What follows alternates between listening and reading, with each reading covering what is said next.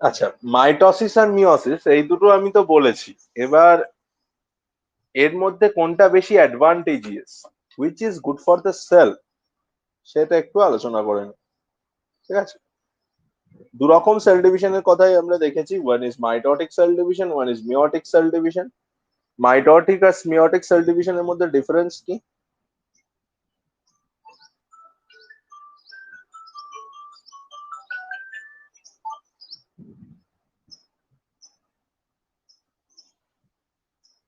আচ্ছা, so mitosis and meiosis. মাইটোসিসে একটা সেলের এক্সাক্ট কপি তৈরি হয়, ঠিক আছে, অ্যান্ড দ্য প্রসেস ইজ একটা 2n নাম্বার অফ ক্রোমোজোম যদি থাকে একটা সেলের মধ্যে, তাহলে সেই সেলটা কি করে ডিভাইড করে মাইটোসিসে? It just divides equally, just a xerox is form, 2n থেকে 2n এর কপি ফর্ম হয়। ঠিক আছে, মাইটোটিক সেল ডিভিশনের ক্ষেত্রে একটা 2n সেল তার ক্রোমোজোমের এক্সাক্ট কপি ফর্ম করে, দিয়ে একই ক্রোমোজোম নাম্বার যুক্ত একই সেম ক্রোমোজোম নাম্বারের আর একটা cell, exact same cell form করে। ঠিক আছে, আর in case of meiotic cell division, what will happen, the cell just cut half the chromosome number in two cells, মানে সেলের ক্রোমোজোম নাম্বারটা জাস্ট হাফ হয়ে যায় সবার ফার্স্টে, এন অ্যান্ড এন। ঠিক আছে, সবার প্রথমে একটা সেল যার মধ্যে 2n ক্রোমোজোম আছে, মানে পেয়ার অফ ক্রোমোজোম আছে, সেটা 2n নাম্বার, আমি এখানে 2n টা ধরে নিই, আমি যদি সাপোজ ধরে নিই 2n ইকাল টু আমি 14 ধরতে পারি।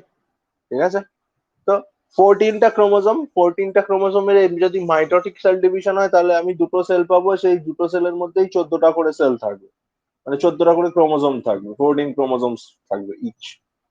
আর যদি সেই 14টা ক্রোমোজোম যুক্ত সেল, 14 ক্রোমোজোম সেল একটা মিওটিক সেল ডিভিশন করে, তাহলে সবার প্রথমে তার ক্রোমোজোম নাম্বার হাফ হয়ে যাবে দুটো সেলে, মানে এন আর এন এ ভেঙে যাবে, 7 7। এবার এই এনটার একটা কপি তৈরি হবে, এই এনটার আরেকটা কপি তৈরি হবে, 7 7 7 ঠিক আছে, ব্যাপারটা কি হচ্ছে, মাইটোসিসে জাস্ট একটা এক্সাক্ট কপি তৈরি হয়ে যাচ্ছে, জাস্ট 2n ফ্রম 2n। আর মিওসিসে কি হচ্ছে, সেই 2n টা আগে একটা হাফে ভাঙছে, এন তৈরি করছে দুটো, তারপরে পুরো মাইটোসিসের মতো একটা এন থেকে আরেকটা এন, আর এই লাস্ট যে এনটা আছে সেটা থেকেও আরেকটা এন। ঠিক আছে, মানে সবার প্রথমে দুটো এন হচ্ছে, তারপরে দুটো এন থেকে চারটে এন হচ্ছে, সিম্পল থিং। তো মাইটোসিস মিওসিস এত ইয়ে করে বললাম কারণ একটু রিক্যাপিচুলেট হয়ে গেল। তো মাইটোসিস করে আমি বলেছিলাম যে আমাদের বডি সেলসরা মাইটোসিস সেল ডিভিশন করে, আর মিওটিক সেল ডিভিশন করে জার্ম সেলসরা। Germ cell, what is a germ cell? আমাদের বডিতে যে স্পার্ম আর ওভাম ফর্ম হয়, মানে মেল বডিতে স্পার্ম আর ফিমেল বডিতে ওভাম, সেই ফর্মেশনের প্রসেসটা হচ্ছে মিওসিসের মাধ্যমে হয়, সেই প্রসেসটা ইজ মিওসিস। সেখানে কি হয়, আমাদের টোটাল ক্রোমোজোম কাউন্ট কত? আমাদের টোটাল ক্রোমোজোম কাউন্ট 46, সেই 46 just gets half, 23, then the 23 is copied another 23, মানে এই জন্য আমাদের স্পার্ম বা ওভামে কি হয়, 23 নাম্বার অফ ক্রোমোজোম থাকে, একটা সেট থাকে। আমাদের বডিতে যদি 2n নাম্বার অফ ক্রোমোজোম থাকে, দ্যাট ইজ 46, সেই 46 এর একটা সেট স্পার্মের মধ্যে বা ওভামের মধ্যে থাকে, দ্যাট ইজ 23। এই জন্যই মেল বডি থেকে 23 pairs of, sorry 23 individual chromosome আসে, ফিমেল বডি থেকেও 23 ইন্ডিভিজুয়াল ক্রোমোজোম আসে। At the time of reproduction কি হয়, রিপ্রোডাকশনের সময় কি হয়, at the time of reproduction, 23 chromosomes from father crossed with 23 chromosomes coming from mother. So যখন if these two are crossed, তাহলে কি হচ্ছে, 23টা বাবার 23টা মায়ের ক্রোমোজোম। এবার আমাদের বডিতে কতগুলো ক্রোমোজোম আছে, 23 পেয়ার্স, দ্যাট ইজ 46 ক্রোমোজোম। তাহলে এই 23টা বাবার আর 23টা মায়ের দিয়ে তৈরি হচ্ছে 46টা ক্রোমোজোম। এই যে হাফ ফরমেশনটা, এই যে প্রত্যেকজনের বডি থেকে 23 ইন্ডিভিজুয়াল ক্রোমোজোমস আসছে, মানে একটা সেট আসছে। 23টার দুটো সেট থাকে, তার মধ্যে থেকে একটা সেট আসছে, এই সেট ফর্মেশনটা হয় মিওসিসের মাধ্যমে। তার মানে ইন্ডিভিজুয়াল ফরমেশনের ক্ষেত্রে মিওসিস অনেক বেশি উন্নত। ঠিক আছে। আচ্ছা, মিওটিক সেল ডিভিশন। আচ্ছা, মাইটোসিস সেল ডিভিশনে কি হয়? সেলের এক্সাক্ট কপি ফর্মেশন, যেটা meiosis can't produce exact copy. ঠিক আছে। মিওটিক সেল ডিভিশনের মাধ্যমে শুধুমাত্র গ্যামেটস তৈরি হতে পারে। It can produce gametes, it can produce gametes for sexual reproduction.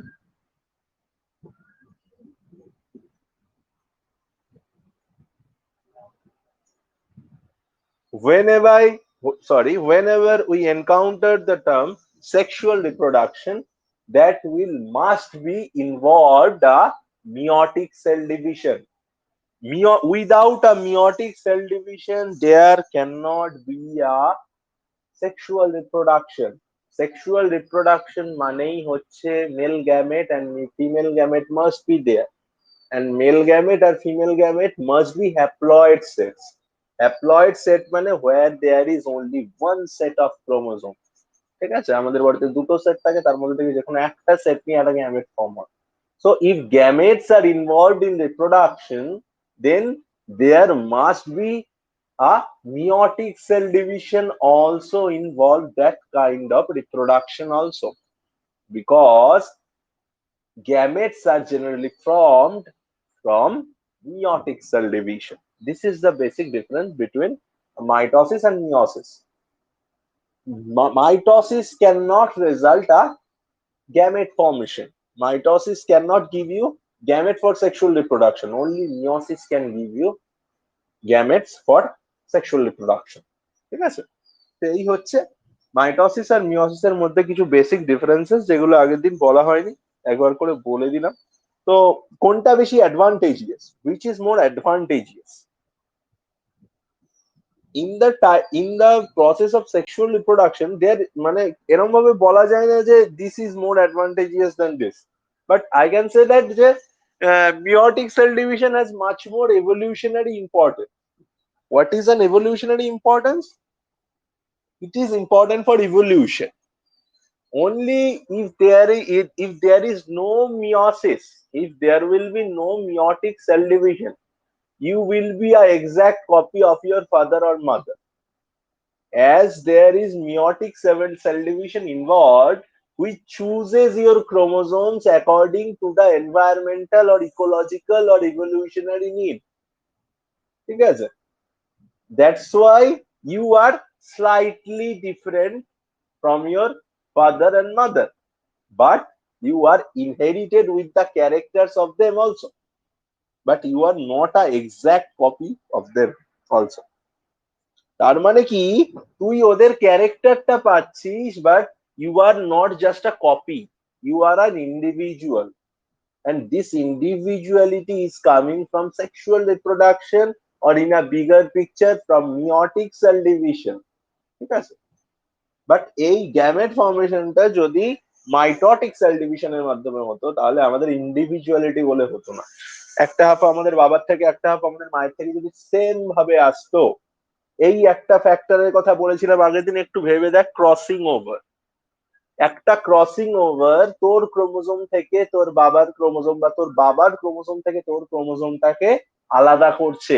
Because crossing over যে এলাকাটায় হচ্ছে, যে এরিয়াটায় ক্রসিং ওভার হচ্ছে ক্রোমোজোমের, ওইখানে কি ক্রোমোজোমের ক্যারেক্টারিস্টিক্স তোর বাবার সাথে ডিফার করছে বা তোর মায়ের সাথে ডিফার করছে, because of the crossing over. আর এই ক্রসিং ওভারের ফলে তুই তোর বাবা বা মায়ের কিছু ক্যারেক্টার ইনহেরিট করা সত্ত্বেও you have your own entity. ঠিক আছে। If there will be no meiosis, you will not have an individual entity.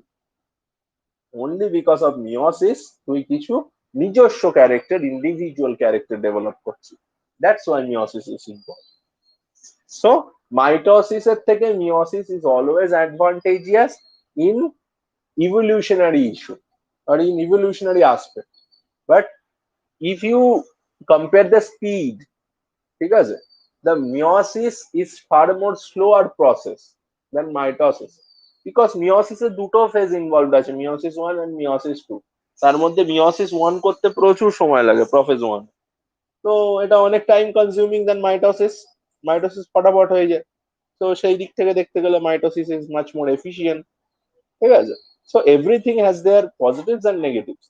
মাইটোসিসও আমাদের দরকার, কারণ আমাদের সিম্পল বডি ফর্মেশনের জন্য যদি প্রত্যেকটা সেল মিওসিসের মাধ্যমে ফর্ম হয়, তাহলে আমাদের ক্ষেত্রে আর কি বডি ফর্মেশন হতে বহু যুগ লেগে যাবে, পসিবল নয়। প্রত্যেকটা সেল যদি ইন্ডিভিজুয়ালিটি নিয়ে জন্মায়, তাহলে as an organization we cannot survive. আমাদের যে আমাদের বডিটা অ্যাজ অ্যান অর্গানাইজেশন আর অ্যাজ অ্যান অর্গানিজম পারফর্ম করছে, because most of our body cells are same. তাহলে এই ইন্ডিভিজুয়ালিটির পাশাপাশি একটা কি সেম থিংও দরকার। Most of our body cell মানে আমার নার্ভ সেলস গুলো, all the neurons are same in my body, all the blood cells are same in my body, ঠিক না? All the muscle cells are same in my body. These cells are formed generally by mitosis, but my sperms are formed by meiosis, which is carrying the characteristic of the future generation. That is different from a mitotic cell division, because that is because of evolutionary aspect. আমার next generation যাতে আমার থেকেও better হয়, এই জন্য adaptation দেখা যায়। যারা সেক্সুয়াল রিপ্রোডাকশন করে তাদের ক্ষেত্রে এত ভালো অ্যাডাপ্টেশন দেখা যায়।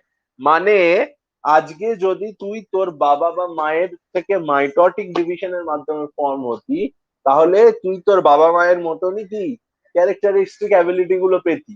আজকে suppose if we are talking in English or if we are seeing this technological division or technological আপলিফটমেন্ট, আজকে আমাদের যে টেকনোলজিক্যাল আপলিফটমেন্টটা হচ্ছে, যে আমাদের আজকে অনলাইন ক্লাস করতে হচ্ছে, তুই আজ থেকে 10 বছর আগে গিয়ে দেখ বা আগের জেনারেশন দেখ, আগের জেনারেশন তোদের থেকে এই জিনিসটায় অনেকটা বেশি amateur.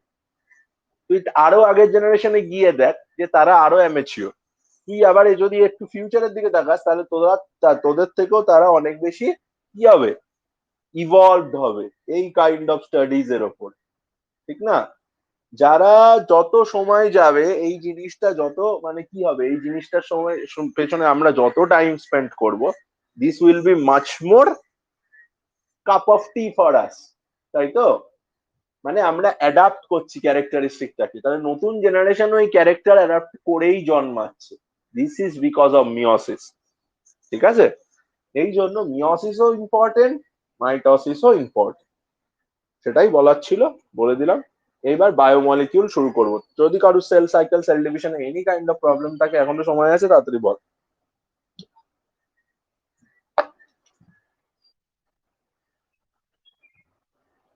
G0 phase, right right right, দেখেছিস? ভাগ্যিস বললি, আমি ভুলেই গেছি।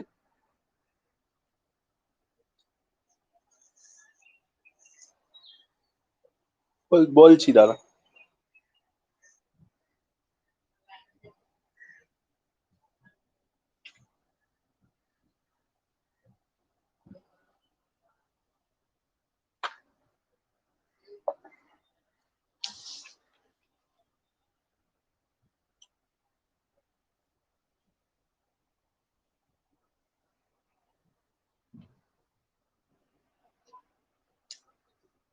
আচ্ছা, সেল সাইকেল যখন বলেছিলাম আমি, দুটো ফেজের কথা বলেছিলাম, one is interphase, one is mitotic phase.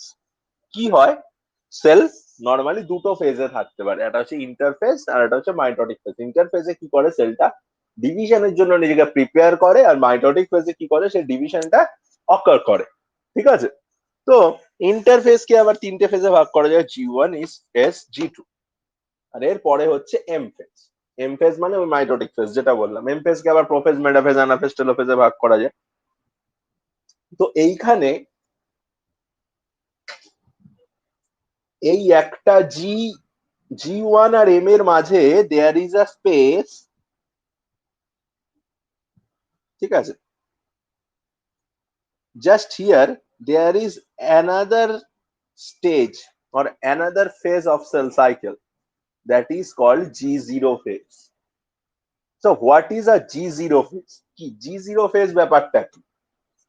শোন, সব সেল কি আমাদের বডিতে সব সময় ডিভাইড করছে?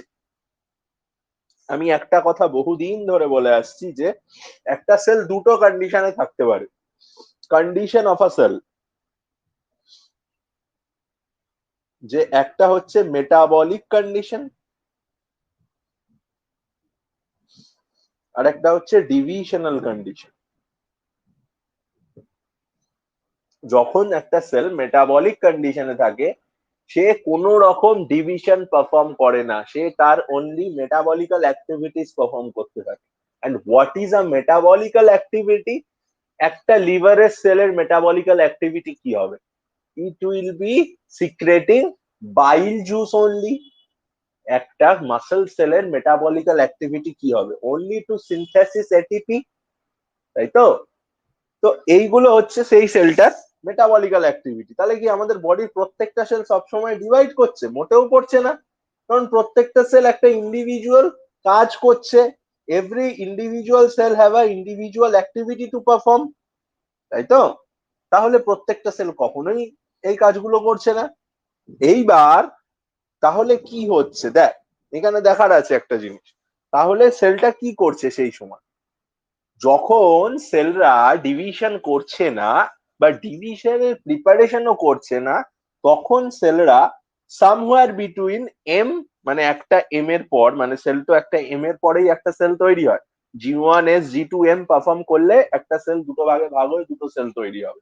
তাহলে জাস্ট আফটার দ্যাট এম, যখন একটা সেল ঠিক করবে যে আমি আর ডিভাইড করব না, তখন সেই সেলরা একটা ইন্টারমিডিয়েট ফেজে চলে যায়, যখন তারা ডিভিশন না করে just they are arresting their divisional activity and only performing the activity of metabolism or any kind of metabolical activity they are performing without continuing their divisional activity for a time.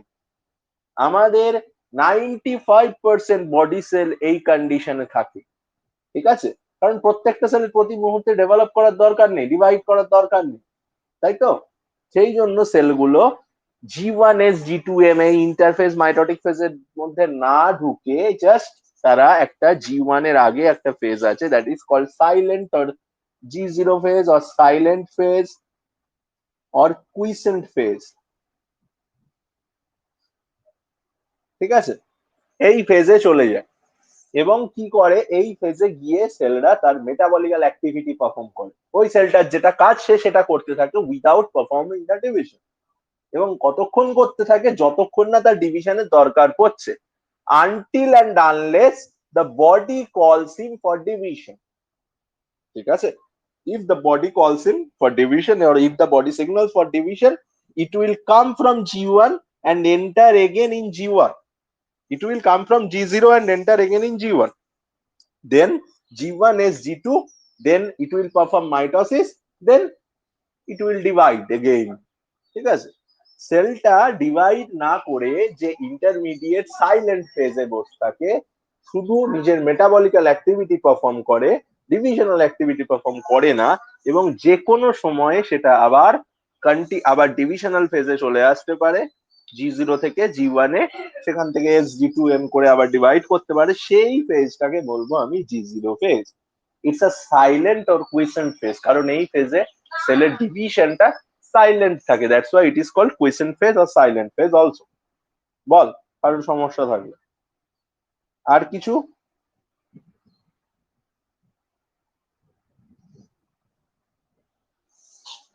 আর কিছু বাদ গেছে নাকি দেখ তো, তাহলে বলে দেবো।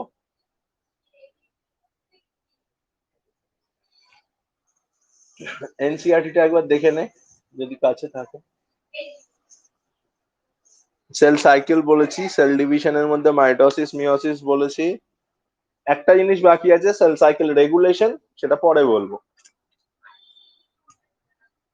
Cell cycle regulation বলিনি, মানে check points of cell cycle, সেটা বলিনি, ইচ্ছা করেই বলিনি।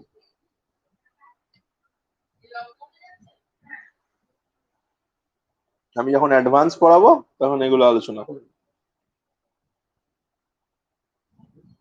বল, কারোর সমস্যা? আচ্ছা, আশা করছি কারোর সমস্যা নেই।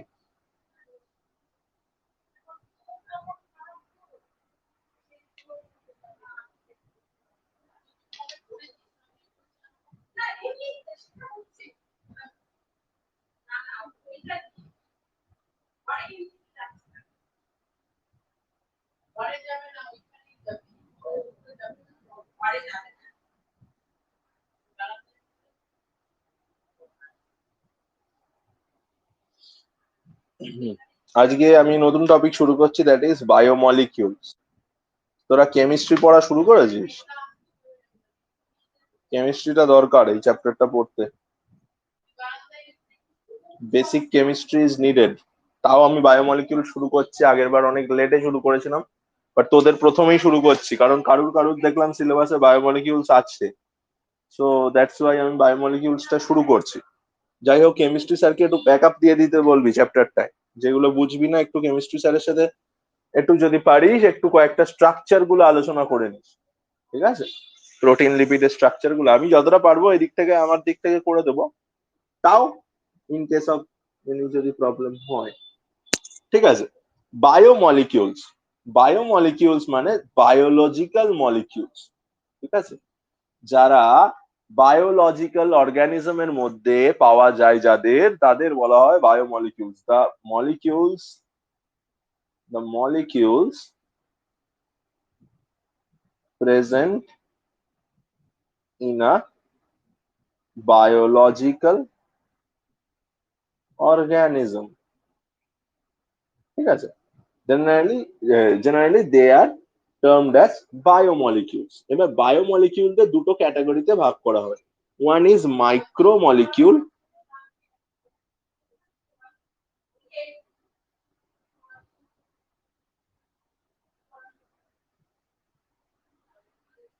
and another is ম্যাক্রোমলিকিউল, ঠিক আছে? যাদের মলিকিউলার ওয়েট 18 টু 800 ডালটনস, ঠিক আছে? যাদের মলিকিউলার ওয়েট 18 টু 800 ডালটনস তাদের আমি মাইক্রোমলিকিউল বলবো। আর যাদের molecular wait more than 800 ডালটনস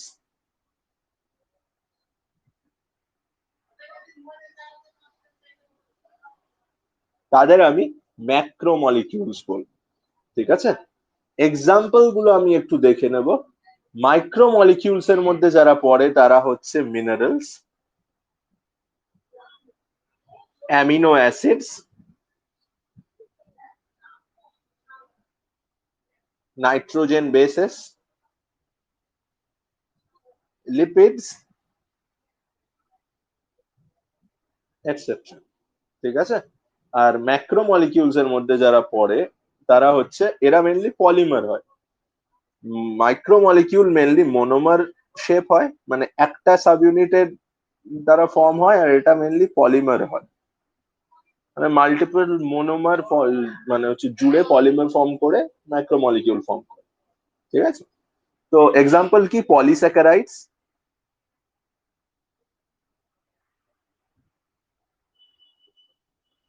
proteins, nucleic acid. Nucleic acid means DNA and RNA, ঠিক আছে? এনএ লিখলাম আমি। আচ্ছা, এরপরে হচ্ছে আমি ইন্ডিভিজুয়াল করে কার্বোহাইড্রেট, প্রোটিন, লিপিড এগুলো একে একে করব। সবার প্রথমে আমরা কার্বোহাইড্রেট নিয়ে আলোচনা করব আজকে, ঠিক আছে? So first we are discussing carbs, carbohydrates, ঠিক আছে? প্রত্যেকটা গ্রুপের একটা কমন ফর্মুলা হয়। কার্বোহাইড্রেট গ্রুপের common formula is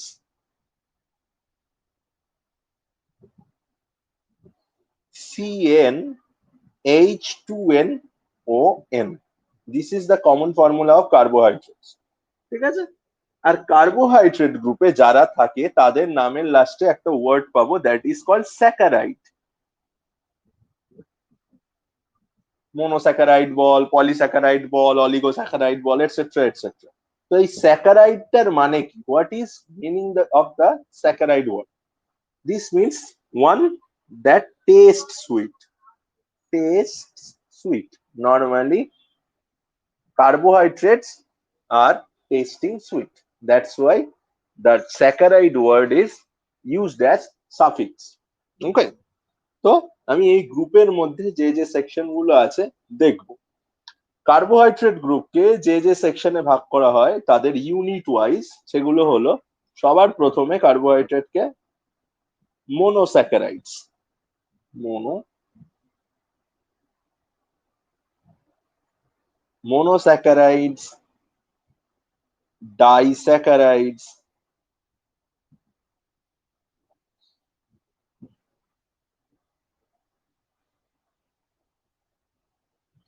oligosaccharides,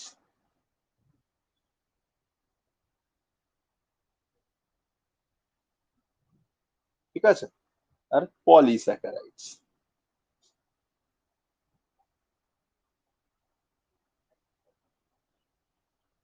monosaccharide মানে যদি একটা ইন্ডিভিজুয়াল ইউনিট দিয়ে তৈরি হয়, ইন্ডিভিজুয়াল কার্বোহাইড্রেট ইউনিট থাকে, ঠিক আছে, ইন্ডিভিজুয়াল মোনোমার দিয়ে যদি ফর্ম হয় তাহলে সেটাকে আমি বলবো মোনোমার। যদি হয়,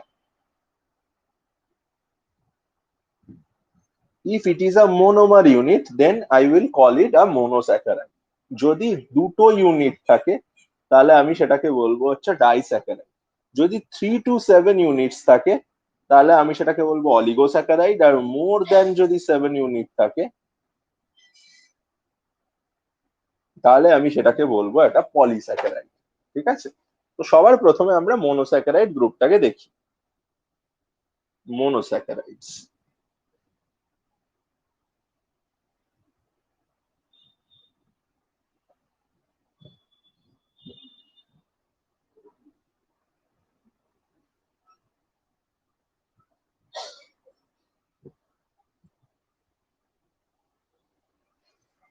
দেখ কি নিয়ে কথা বললাম।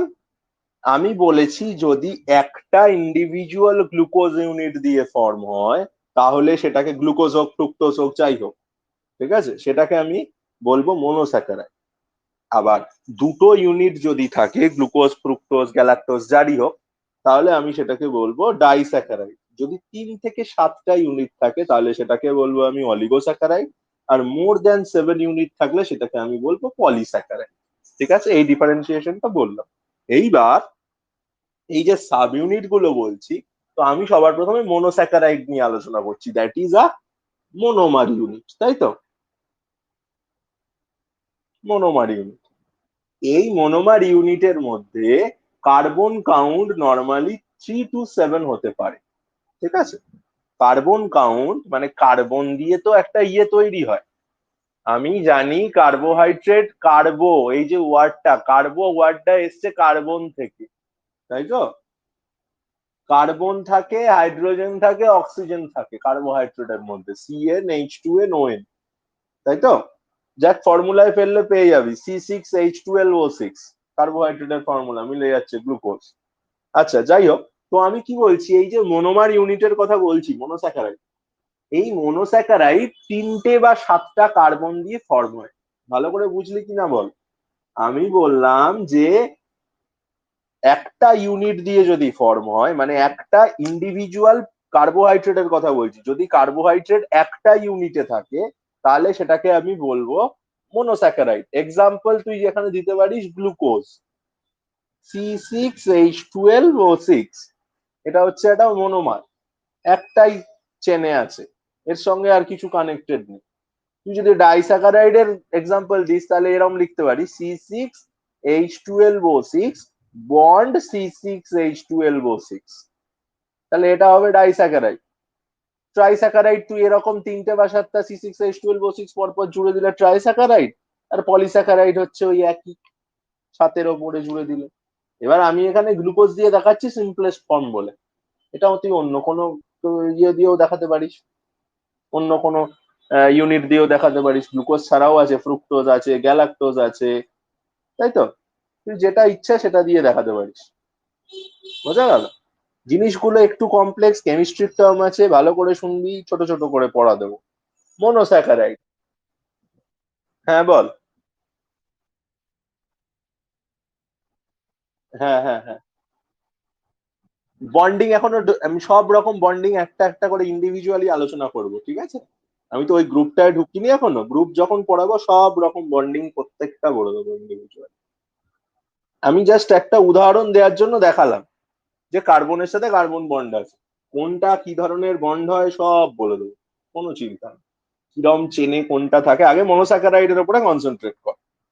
মনোস্যাকারাইড হচ্ছে মনোমার ইউনিট, ইন্ডিভিজুয়াল একটা গ্লুকোজ বা একটা ফ্রুক্টোজ বা একটা এরকম কিছু জয়েন হয়ে মানে একটাই আছে, সেটা হচ্ছে মনোস্যাকারাইড। এই মনোস্যাকারাইডের মধ্যে কার্বন কাউন্ট 3 থেকে 7টা হতে পারে। মানে একটা ইয়ের মধ্যে, ইন্ডিভিজুয়ালের মধ্যে, একটা ইন্ডিভিজুয়াল কার্বন কম্পাউন্ডের মধ্যে মনোমারের ক্ষেত্রে, মনোস্যাকারাইডস এর ক্ষেত্রে carbon count, carbon number will be 3 to 7। যদি কারোর ক্ষেত্রে 3টে কার্বন থাকে তাহলে তার নাম হবে একটা ট্রায়োস সুগার। যদি কারোর নামে মানে 4টে কার্বন থাকে তাহলে তার নাম হবে টেট্রোস সুগার। যদি কারোর 5টা কার্বন থাকে তাহলে তার নাম হবে পেন্টোজ সুগার। যদি কারোর 6টা কার্বন থাকে তাহলে তার নাম হবে হেক্সোজ সুগার। আর যদি কারোর 7টা কার্বন থাকে তাহলে তার নাম হবে হেপ্টোজ সুগার। যেমন গ্লুকোজ আমি কি বলতে পারি, কটা সুগার আছে, কার কটা কার্বন আছে, C6H12O6, দ্যাট ইজ 6টা carbon, that is glucose a glucose is a hexose sugar. যেমন আমি ডিএনএ পড়ার সময় কি বলেছিলাম, একটা পেন্টোজ সুগার থাকে, 5টা কার্বনের একটা সুগার থাকে, পেন্টোজ সুগার থাকে, একটা ফসফেট থাকে, নাইট্রোজেন বেস থাকে, OH গ্রুপ থাকে। সেই পেন্টোজ সুগার মানে 5টা কার্বনের সুগার। সেরকমই ট্রায়োস, টেট্রোস, হেক্সোস, হেপ্টোস, ঠিক আছে? আচ্ছা, এইবার এই সুগার মানে এই সুগারের মধ্যে থাকা কার্বন গুলো 2 রকম বন্ডিং এ থাকতে পারে। নর্মালি এরা রিং ফরমেশনে থাকে, ঠিক আছে? নর্মালি এরা রিং ফর্ম করে। এই রিংটা 2 রকম হয়, ঠিক আছে? একটা হচ্ছে 6টা কার্বনের রিং হয়, একটা হচ্ছে 5টা কার্বনের রিং হয়, ঠিক আছে? যদি 6টা কার্বনের রিং হয়, if the ring is of 6 carbon, 6টা কার্বনের রিংকে বলা হয় pyranose ring. Pyranose, the ring of 6 carbons will be called pyranose ring. and pyranose ring কিরম দেখতে হবে? পাইরানোজ রিং, এই একটা অক্সিজেন থাকবে, ঠিক আছে? এই একটা হাত, এই একটা হাত, এই একটা হাত,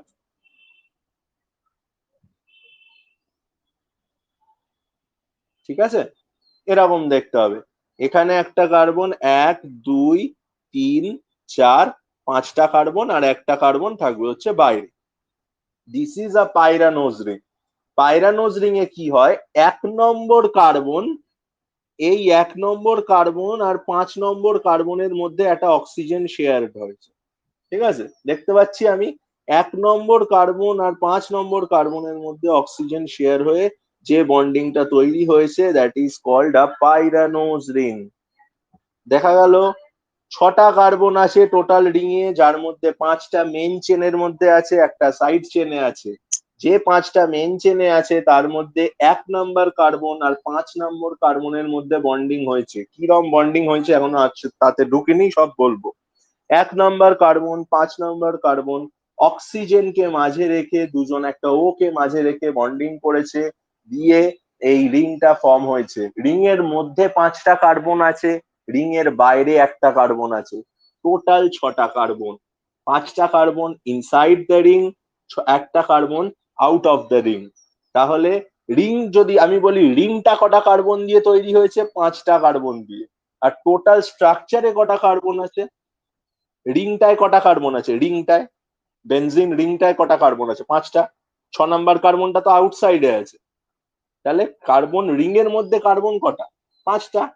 এই 1 1 2 3 4 5, আর এর 6 নম্বরটা তো সাইড চেনে আছে, তাহলে রিং এর মধ্যে 5টা কার্বন আর একটা অক্সিজেন, আর সাইডে একটা এক্সট্রা কার্বন আছে, তাহলে টোটাল কাউন্ট যদি আমি বলি কার্বনের 6টা, কিন্তু রিং এর মধ্যে 5টা। পাইরানোজের ক্ষেত্রে রিং এর মধ্যে 5টা কার্বন থাকে। Total carbon count is 6, but ring এ in the ring 5 carbons are present, যার মধ্যে পজিশন নাম্বার 1, পজিশন নাম্বার 5 পরপর রিয়াক্ট করছে, দিয়ে এরকম একটা বন্ডিং তৈরি করছে। নর্মালি এটা হচ্ছে close chain structure. Normally carbon যখন মানে হচ্ছে মনোস্যাকারাইড বল বা পলিস্যাকারাইড বল, মনোস্যাকারাইড নিয়ে আলোচনা করছি যখন মনোস্যাকারাইডের কথা বলি, মনোস্যাকারাইড যখন ক্লোজড চেনে থাকে তখন এরকম দেখতে হয়। This is a closed chain structure. এখনো ওপেন চেন দেখায়নি, ওপেন চেন দেখালে আরো বেটার বুঝবি এটা। তো যাই হোক, এরকম একটা রিং তৈরি হতে পারে, 6টা কার্বন দিয়ে তৈরি হয়। হ্যাঁ বল।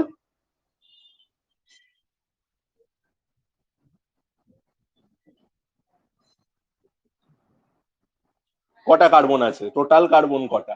6টা কার্বন, তাহলে হেক্সোস সুগার, ঠিক না? তাই তো?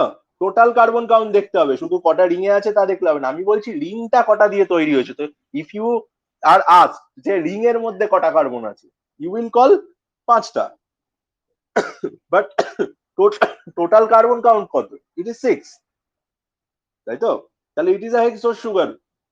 হেক্সোস সুগারের ক্ষেত্রে দেখতে পাবো। আরেকটা হয় হচ্ছে 6টা কার্বনের, এটা হলো। আরেকটা হয় হচ্ছে 5টা কার্বনের, 5 carbon ring, that is called furanose ring, furanose.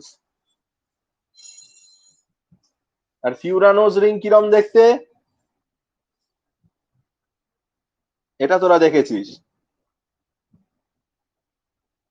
1 number carbon, 2 number, 3 number, 4 number, আর এই 5 নাম্বার ডিএনএ এর ক্ষেত্রেই থাকে। পেন্টোজ সুগার, দেখ পেন্টোজ সুগার 5টা কার্বনের সুগারে, দেখ 5টা কার্বনের ক্ষেত্রে কি রিং থাকছে, ফিউরানোজ। 4টে কার্বন রিং এর মধ্যে, একটা কার্বন রিং এর বাইরে। এখানে অক্সিজেনটা আগেরটায় কে শেয়ার করেছিল, 1 কার্বন আর 5 কার্বন। পজিশন নাম্বার 1 এর কার্বন, পজিশন নাম্বার 5 এর কার্বন। আর ফিউরানোজে কে কে শেয়ার করছে, পজিশন নাম্বার 1 এর কার্বন আর পজিশন নাম্বার 4 এর কার্বন। এটা হচ্ছে বেসিক ডিফারেন্স বিটুইন পাইরানোজ আর furanose ring. Pyranose ring is made up of 6 carbons, আর furanose is ring is made up of 5 carbons. ঠিক আছে? পেন্টোজ সুগারের ক্ষেত্রে ফিউরানোজ, আর হেক্সোজ সুগারের ক্ষেত্রে পাইরানোজ। ঠিক আছে, এইটুকু বুঝতে পারলি? এইবার আমি হেক্সোজ সুগারের কথা একটু বলবো, তারপরে পেন্টোজে যাব। সবার প্রথমে hexose sugar. Hexose, hexose sugar আবার 2 রকম হয়। ঠিক আছে? হেক্সোজ সুগার 2 রকম হয়, একটা হচ্ছে অ্যালডিহাইড গ্রুপ ওয়ালা সুগার, অ্যালডিহাইড গ্রুপ ওয়ালা সুগার, যাদের মধ্যে অ্যালডিহাইড থাকে। আর একটা হচ্ছে কিটোন গ্রুপ ওয়ালা সুগার। এটা হচ্ছে ফাংশনাল গ্রুপ। ফাংশনাল গ্রুপ কি জিনিস আশা করছি তোরা ক্লাস 10-এর ইয়ে থেকে জানিস, যে কার্বনে হাইড্রোকার্বন ফর্মে যে এক্সট্রা যে ওর সঙ্গে যে গ্রুপটা অ্যাড থাকে সেটাকে বলা হয় ফাংশনাল গ্রুপ। অ্যালডিহাইড গ্রুপের সংকেত কি ছিল মনে আছে, সিএইচও। আর কিটোন কি ছিল, সি ডবল বন্ড, সরি।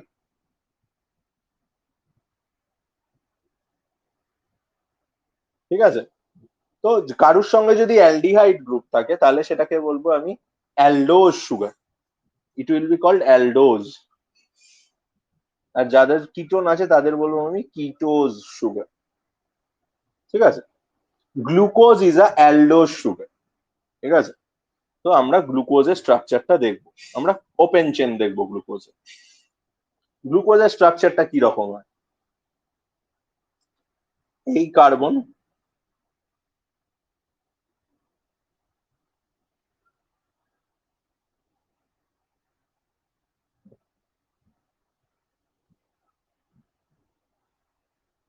দেখ সিএইচও গ্রুপ আছে প্রথমেই দেখতে পাচ্ছি, প্রথম গ্রুপটাই সিএইচও গ্রুপ 1 নাম্বার কার্বনে, তাই জন্য এটা হচ্ছে অ্যালডোজ সুগার।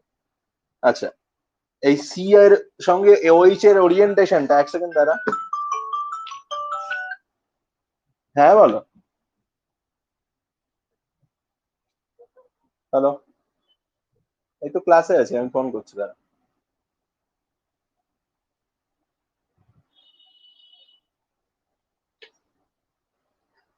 আচ্ছা, একটু ওরিয়েন্টেশনটা লক্ষ্য করবি।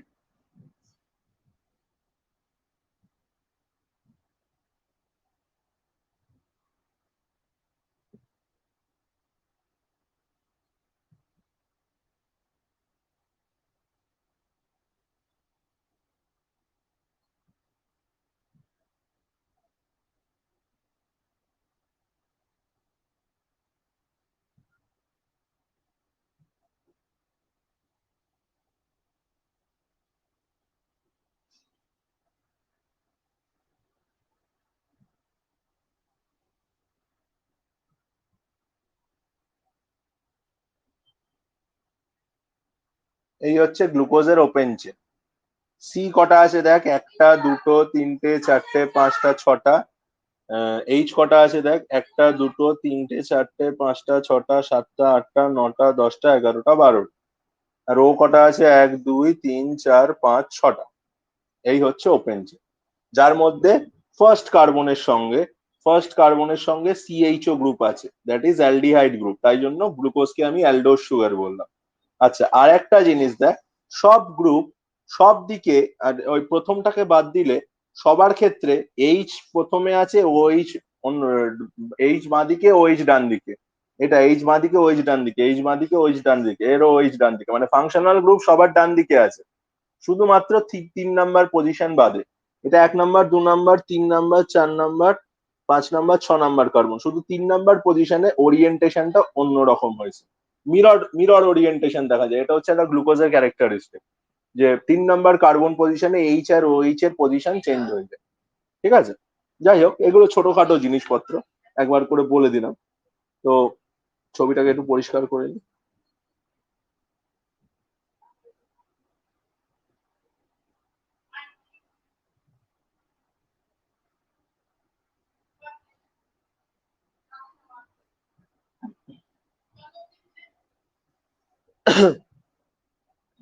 আচ্ছা, এবার দেখ, এই যে গ্লুকোজ, এই গ্লুকোজটা এটা একটা ওপেন চেনে আছে, আমি বললাম this is a open chain. এই ওপেন চেনে থাকা গ্লুকোজটা কি করবে, এটা ক্লোজ চেন ফর্ম করবে। আর ক্লোজ চেন কি করে ফর্ম করবে, এই যে 1 নাম্বার কার্বন আছে, এই 1 নাম্বার কার্বন আর 4 নাম্বার কার্বনের মধ্যে, সরি 1 নাম্বার কার্বন আর 4 নাম্বার কার্বনের মধ্যে আহ, যে ইয়ে আছে, সরি 4 নাম্বার বলছি কেন, এই 1 নাম্বার কার্বন আর এই 5 নাম্বার কার্বনের মধ্যে বন্ডিং হবে। ঠিক আছে, কি করে এটা ক্লোজ চেন করবে, এই 1 নাম্বার কার্বন আর এই 5 নাম্বার কার্বনের মধ্যে বন্ডিং হবে। 1 নাম্বার কার্বনের কাছে কি কি আছে, এইচ আছে আর ও আছে, আর 5 নাম্বার কার্বনের কাছে কি আছে, এইচ আছে আর ও এইচ আছে। এই 1 নাম্বার আর 5 নাম্বার কার্বন, ধর 1 নাম্বার কার্বন ছেড়ে দিল হচ্ছে এইচটাকে, আর 5 নাম্বার কার্বন ছেড়ে দিল হচ্ছে ও এইচটাকে।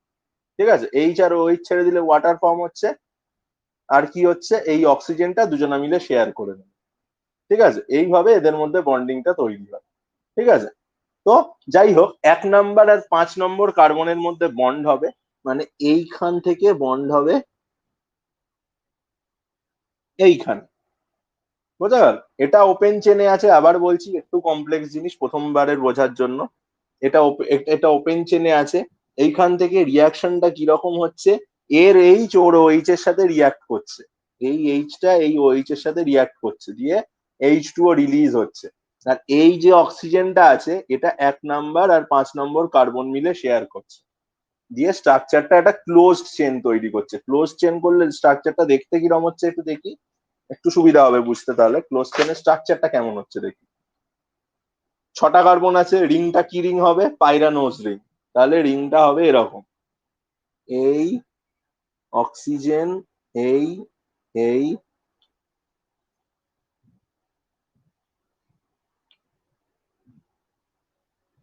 এই যে,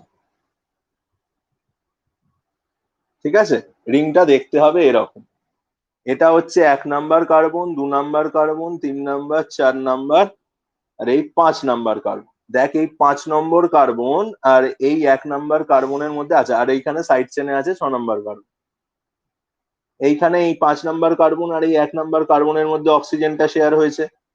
ঠিক আছে, কি করে শেয়ার হয়েছে, এরা এই H2O টাকে রিলিজ করে এই বন্ডিংটা তৈরি করেছে। ঠিক আছে, দিয়ে তারা ক্লোজ চেনে কনভার্টেড হয়েছে। তার মানে এখানে নর্মালি যদি গ্লুকোজ ওপেন চেনে থাকে তাহলে এরকম দেখতে লাগবে, আর গ্লুকোজ যদি ক্লোজ চেনে যায়, কি করে যাবে, এই কার্বনটার সাথে 1 নম্বর পজিশনের কার্বন এইচ আর 5 নম্বর পজিশনের কার্বন ও এইচ, মানে ওয়াটার রিলিজ করবে, দিয়ে 1 নম্বর পজিশনের ওটা 1 আর 5 দুজনা মিলে শেয়ার করবে, দিয়ে এরকম একটা ফর্মেশনে আসবে। This is closed chain structure, closed. ঠিক আছে, 1 আর 5 নাম্বার কার্বন যখন নিজেদের মধ্যে বন্ড ফর্মেশন করছে, that will be called a close chain structure. এবার আমি বলি what will be the type of bonding. যখন গ্লুকোজদের মধ্যে বন্ডিং হয়, সেই বন্ডিংটাকে কি বলে? সেই বন্ডিংটাকে বলা হয় গ্লাইকোসাইডিক বন্ডিং। গ্লাইকোসাইডিক, সরি,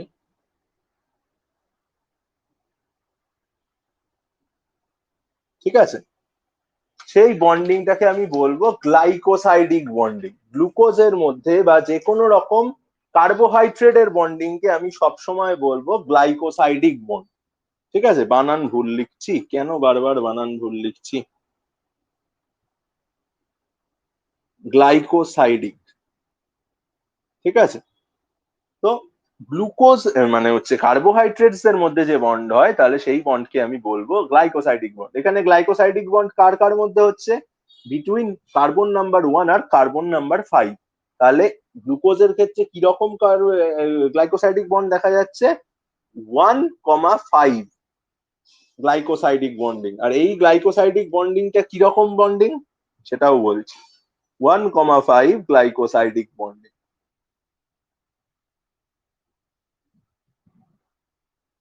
ঠিক আছে। আর এখানে দেখ গ্লুকোজ কার সঙ্গে বন্ডিং করছে? গ্লুকোজের একটা কার্বন আর একটা কার্বনের সাথে বন্ডিং করছে, তাই তো? তার মানে কি গ্লুকোজ নিজের মধ্যে বন্ডিং করছে। So this will be a Intra bond rather than an inter bond. This is not a inter bond, মানে একটা গ্লুকোজ আর একটা গ্লুকোজের সাথে তো বন্ড করছে না। এইটাই যেমন দেখিয়েছিলাম এইখানে, দেখ এইখানে দেখিয়েছিলাম একটা গ্লুকোজের সাথে বন্ড করছে। এটা তো এখানে হচ্ছে না, এখানে একটা গ্লুকোজ তার নিজের মধ্যে বন্ড করছে। তাহলে তার নিজের মধ্যে যখন বন্ড করবে, আমি সেটাকে বলবো একটা ইন্ট্রাগ্লাইকোসিডিক বন্ড, ঠিক আছে। আর ইন্ট্রাগ্লাইকোসিডিক বন্ডের আর একটা টার্ম আছে, সেটা হচ্ছে হেমি অ্যাসিটাল বন্ডিং।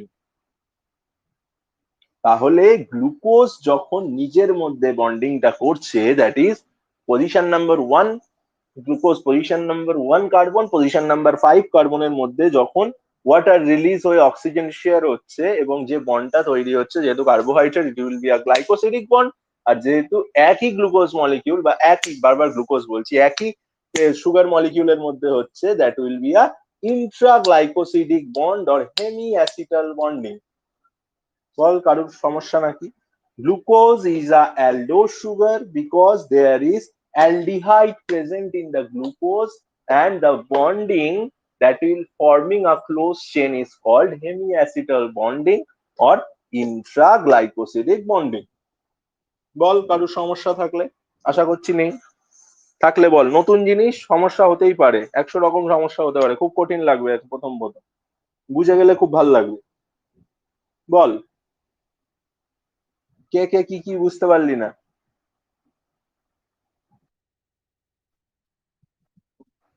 প্রবলেম হওয়াটা স্বাভাবিক, হতেই পারে প্রবলেম, নতুন জিনিস পড়ছে, আজকে কি আর দেবো? হুম, মাথার উপরে চাপ। হ্যাঁ বল বল, কেউ কিছু বললে? একটু বেশি পড়ি ফেলেছি। আমি ভাবছিলাম ফ্রুক্টোজটা পড়িয়ে দেবো, থাক পারবি না। বল এইটুকু যতটুকু, আচ্ছা আচ্ছা ঠিক আছে, বল এইটুকু যার যে যতটুকু পড়ালাম ততটুকু কি বুঝলি কি না বুঝলি আমাকে বল এবার। কেমিস্ট্রি আছে, আর একবার না আরো 10 বার দেখতে হবে।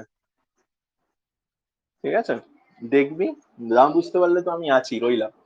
বলবি কার কার সমস্যা আছে, বল, সমস্যা থাকা উচিত, সমস্যা না থাকলে আমি অবাক হব। বল। সৌগত, নেহা, আভাস,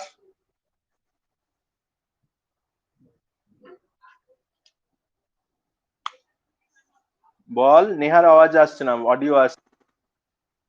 আভাস, দেবাংশু, বুঝতে পেরেছিস বাবা? দেবাংশুরও অডিও আসছে না।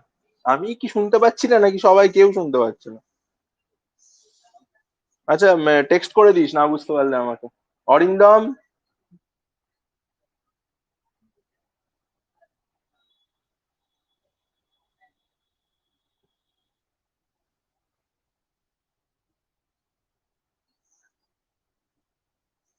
শুনতে পাচ্ছিস? তোরা আমার আওয়াজ শুনতে পাচ্ছিস, নাকি আমার কানেকশন?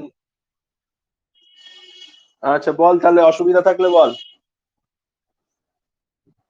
হ্যাঁ বল, অসুবিধা বল। আচ্ছা দেখে আমাকে তাহলে জানা অসুবিধা। ঠিক আছে, দেখে অসুবিধা জানাবি। প্রত্যেকে দেখবি ভিডিওটা একটু পরেই এরা ইয়েতে দিয়ে দেবে, মানে টিচমেন্ট আর একটু পরে অ্যাভেলেবেল করে দেবে, তারপরে দেখবি। না বুঝতে পারলে আমি তো রইলাম, চিন্তা নেই। ঠিক আছে, ঠিক আছে, চলো তাহলে রাখলাম।